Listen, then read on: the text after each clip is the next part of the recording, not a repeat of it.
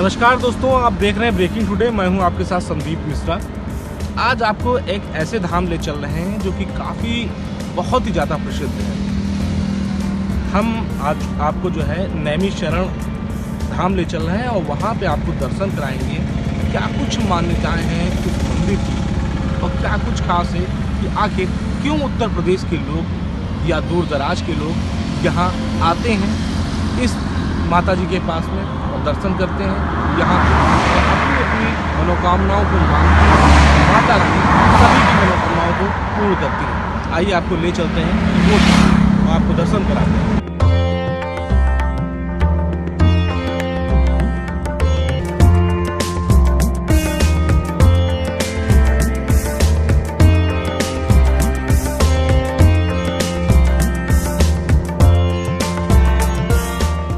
हम इस समय नैमिष धाम में पहुंच चुके हैं और आपको कुछ चीज़ें हम महत्वपूर्ण दिखाए जाएंगे क्योंकि हम द्वार पे खड़े हैं।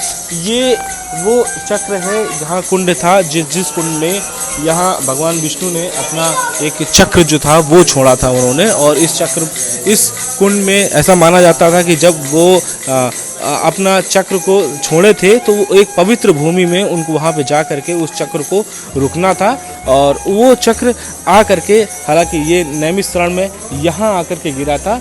तो ये एक धाम बहुत ज़्यादा प्रसिद्ध धाम है और यहाँ पे लोग जो हैं आते हैं, स्नान करते हैं और अपनी अपनी जो मनोकामनाएं हैं वो मांगते हैं। लेकिन हालांकि कोविड की वजह से जो है यहाँ पे अब स्नान का काम जो है वो बंद हो गया है। स्नान नहीं हो रहा है। लोग यहाँ पे आकर के अपने हाथ पैर धुल लेते हैं और उसी जल से अपने आप के शरीर में छिड़क लेते हैं। यहाँ तक की छूट दी गई है। लेकिन जो यहाँ की जो विशेषता है कि पहले अमावस्या के दिन अगर आप यहाँ पहुँचते हैं, अमावस्या के दिन यहाँ आप आते हैं तो आपको यहाँ पे पैर रखने की भी जगह नहीं मिलेगी, क्योंकि जिस तरीके से यहाँ पे चारों ओर जो है इस चक्र के लोग आते हैं और यहाँ पे दर्शन करने के लिए यहाँ पे स्नान करते हैं। लेकिन एक अमावस्या होती है या कोविड-19 अगर ना होता तो यहाँ पे अभी तक लोगों का जो जमावड़ा है वो काफ़ी हद तक लगा रहता है। लेकिन अभी फ़िलहाल आसपास ऐसा नहीं है। और इसी के ठीक बगल में एक हनुमान जी का यहाँ पे भूतेश्वर नाथ का जो है एक धाम भी है यहाँ पे।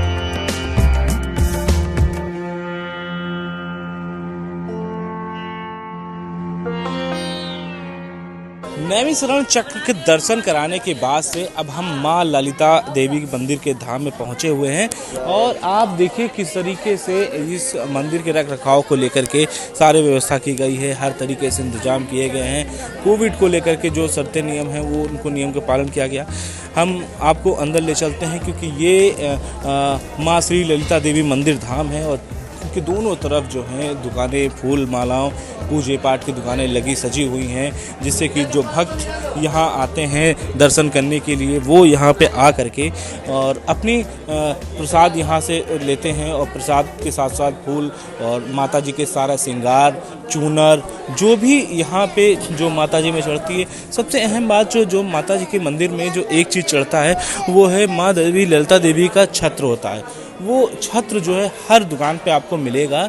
और वो छत्र यहाँ पे अधिकतर जो भी लोग यहाँ आते हैं वो सबसे पहले जो माता जी की मुराद होती है वो उसको लेकर के यहाँ पे ये छत्र होता बोलते हैं इसको, वो ज़रूर यहाँ पे चढ़ाते हैं। अब हम मंदिर के द्वार के बिल्कुल पास पहुँच चुके हैं और यहाँ इस मंदिर में सबसे पहले अभी तक तो चारों तरफ से इसकी परिक्रमा की जाती थी, खुला हुआ का था।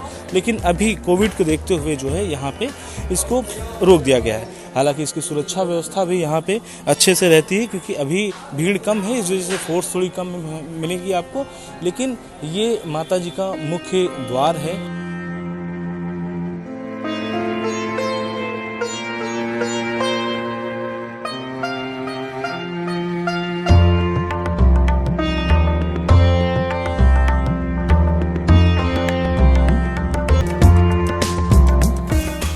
नैमिष धाम के बाद हमने आपको ललिता देवी के उस धाम को दिखाया था और अब हम यहाँ पे इस समय देवेश्वर महाराज यहाँ दर्शन करने के लिए पहुँचे हैं और आपको दिखाते हैं कि ये एक बहुत ही प्राचीन मंदिर माना जाता है। काफ़ी सालों से यहाँ पे जो है भगवान भोलेनाथ जो है यहाँ पे विराजमान है।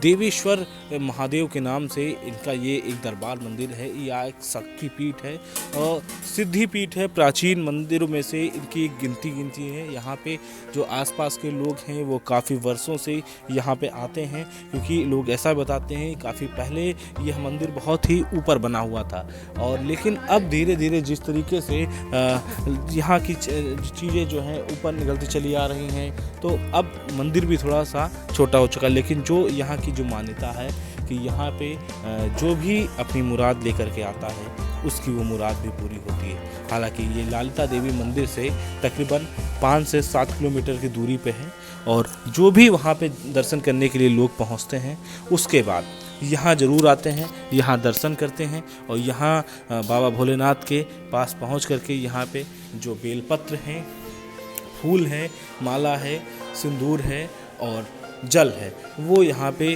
अर्पित करते हैं और उसके बाद यहाँ बाबा के श्री चरणों में सब कुछ समर्पित करते हैं।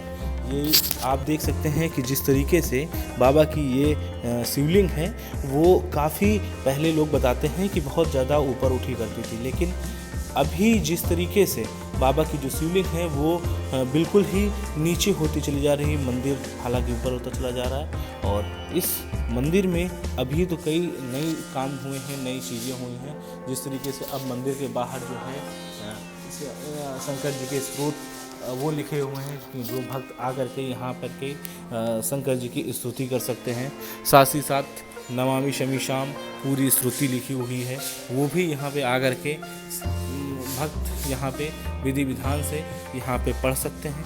इसके साथ ही साथ इसके और जो एक परिक्रमा की जाती है भगवान भोलेनाथ की, वो भी मंदिर के चारों तरफ बनी हुई है और लोग जो हैं एक जो रेलिंग लगी हुई है इसी माध्यम से वो जा सकते हैं। और ये पुजारी जी हैं यहाँ पे, तो ये विराजमान रहते हैं। ये हर समय यहीं पे रह करके लोगों को पूजा पाठ और यहाँ की चीज़ों के बारे में वो बताते रहते हैं। तो ये मंदिर में जो रेलिंग है, इस रेलिंग के माध्यम से लोग जो हैं आते हैं अपनी पूजा पाठ करने के लिए। इसके साथ ही साथ हम मंदिर के बाहर आपको ले चलते हैं। एक ऐसी चीज़ आपको दिखाते हैं जो शायद आप जो हैं देखेंगे और उसको सोचेंगे। हम प्रयास करते हैं यहीं से आपको दिखाने का कि एक जो सीता माँ इस चकिया का जो है, जिसको चकिया बोलते हैं, जिससे से हम लोग गेहूँ धान वगैरह जो निकाला करते थे, वो यहीं पे स्थापित है। वो सीता माँ लोग ऐसा बताते हैं यहीं पे कि यहीं पे रहा करती थी। तो अभी इस चकिया का जो लोग जो हैं इसको पहले यहाँ अब स्थापित कर दिया गया है, जो कि पहले यहीं पे हुआ करता था। और जब सीता माँ जब यहाँ आती थी तो इसी से धान या गेहूँ जो भी उस समय होता था। हमारे साथ कुछ भक्त भी हैं। सर, क्या मान्यता है इस मंदिर की? कहाँ से लोग आते हैं यहाँ पे? सर बहुत दूर से आते हैं यहाँ। क्या मान्यताएं हैं इस मंदिर की खासियत? सर जो भी मांगता है उसको भोलेनाथ पूरा करते हैं। ये चकिया भी हमने देखा यहाँ पे रखी हुई। लोग बताते हैं कि सीता माँ इस पे जो है आटा गूंदने काम किया करती थी। क्या है सच्चाई, क्या है? हाँ, लोग तो कहते हैं, पूर्वज भी कहते हैं, वैसा हम भी मानते हैं कि सीता माता की ये जो मथनिया लोग कहते हैं, वो मथनिया जो दही बनाया, दही वाली मथनिया है दही वाली, वो चक्की वाली नहीं है ना? नहीं, चक्की वाली नहीं है, ये दही वाली लोग कहते हैं। अच्छा, तो आप कितने सालों से आते हैं इस मंदिर में? क्या हम करीब 10 साल से आते हैं। 10 साल से आते हैं। तो आप यहीं के रहने वाले हैं, आसपास के? दूर से? हाँ, थोड़ी दूर है गाँव। कहाँ से लोग आते होंगे इस मंदिर में? हमको लग रहा है सारे भारतवर्ष के आते हैं जी। विदेश के तो नहीं कह सकते हैं, लेकिन भारतवर्ष के सभी लोग आते हैं। अच्छा, हाँ, एक चीज़ बताइए। जो भी मनोकामना आदमी मांगता है भोलेनाथ दरबार में, उसको मना नहीं करते, सब कुछ देते हैं। अच्छा, एक चीज़ और बताइएगा कि अधिकतर यहाँ पे भीड़ किस दिन होती है? अभी हम देख रहे हैं कोविड चल रहा है, बहुत सी चीज़ें ऐसी हैं कि लोग जो हैं दूर से दर्शन कर पा रहे हैं, प्रसाद वगैरह नहीं चढ़ पा। तो अभी अगर बात करें तो ऐसा कौन सा मुख्य दिन होता है कि जिस दिन भीड़ बहुत ज़्यादा होती है मंदिर में? सोमवार को रहता है। हर सोमवार को? हर सोमवार को ज़्यादा रहता है, वैसे सावन में ज़्यादा रहता है। अच्छा, सावन में भीड़ ज़्यादा रहती है, मतलब भोले दिन की जिस दिन लोग कामना करते हैं उस दिन यहाँ पे भीड़ बहुत ज़्यादा होती है। तो ये थे भाई साहब हमारे साथ में, क्योंकि ये यहीं के निवासी हैं, यहीं के रहने वाले आसपास के, 10 साल से यहाँ दर्शन करते चले आ रहे हैं। और इसके साथ साथ यहाँ की जो आस्था है वो उन्होंने बताया कि लोग बहुत दूर दराज से लोग यहाँ आते हैं दर्शन करने के लिए। इसके साथ ही साथ में मंदिर के चारों ओर जो है तरह तरह की चीज़ें लगाई गई हैं, कैमरे भी कुछ बाहर की साइड में लगाए गए हैं। और इसके साथ ही साथ में लोग जो हैं यहाँ पे रामायण और अखंड पाठ जो होता है, जो भी अपनी अपनी जो मुराद होती है, जो मान्यता होती है, वो यहाँ पे बाहर पहले लोग यहाँ पढ़ा करते थे थोड़ा पास में मंदिर के, लेकिन अभी कोविड को देखते हुए लोग बाहर पढ़ाई अपनी रामायण का पाठ जो है वो आरंभ कर रहे हैं। तो ये है मंदिर की खासियत, ये है यहाँ पूरा धाम का, क्योंकि जो देवेश्वर महाराज बाबा हैं वो यहाँ पे अक्सर जो है लोग ऐसा बताते हैं कि वो सभी की मनोकामनाओं को पूर्ण करते हैं। जो भी लोग श्रद्धा भाव से यहाँ उनके पास आते हैं उन सभी की मनोकामनाओं को पूर्ण करते हैं। और ये काफ़ी प्रसिद्ध मंदिर है। ललिता देवी मंदिर का हमने माँ का दर्शन कराया, चक्र का निवेशरण चक्र का मैंने दर्शन कराया, उसकी विशेषताओं के बारे में आपको बताया। अब हम लोग यहाँ से इस मंदिर से बाहर निकलेंगे, प्रस्थान करेंगे लखनऊ की तरफ, और उसके बाद फिर हम किसी नई जगह पे आपको ले चलेंगे और वहाँ के बारे में आपको हम जानकारी देंगे कि आखिर क्या कुछ खासियत है उन मंदिर की और कैसे लोग जो हैं दर्शन करने के लिए पहुँचते हैं। तो हम गुजारिश करेंगे कि आप भी यहाँ आइएगा, एक बार दर्शन करिएगा इस मंदिर में आकर के। और इस जो एक तीर्थ है, बहुत ही महत्वपूर्ण तीर्थ माना जाता है, क्योंकि 51 शक्तिपीठ में से ये भी एक शक्तिपीठ है। और इस धाम में आकर के अगर आप सीतापुर आ रहे हैं तो नैमिषारण्य आना मत भूलिएगा। मुझे दीजिए इजाज़त, फिर मिलते हैं किसी नए बड़े धाम के साथ में। तो आप देखते रहिए ब्रेकिंग टुडे। अगर हमारी वीडियो से संतुष्ट हैं तो वीडियो को लाइक करें, चैनल को सब्सक्राइब करें और बाकी अपडेट्स के लिए बेल आइकन दबाएं।